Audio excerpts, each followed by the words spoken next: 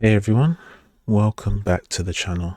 Today's video is just a quick update. As I'm sure you are all aware, Amazon have ramped up their activities on banning, shall we say, applications that may or do link to copyrighted content. I watched a video recently that showed Sports applications was recently disabled.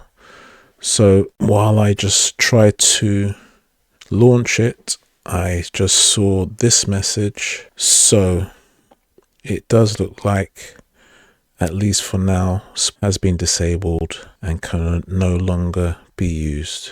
So if you were to read this message and apply anything from this message to any of the previous videos I've shown, then, well, I don't know what the outcome will be, as I've not tested it. Okay, so that's it for now. If I see any more updates, I will surely let you know. So thank you all for watching. I'll catch you on the next one. Cheers.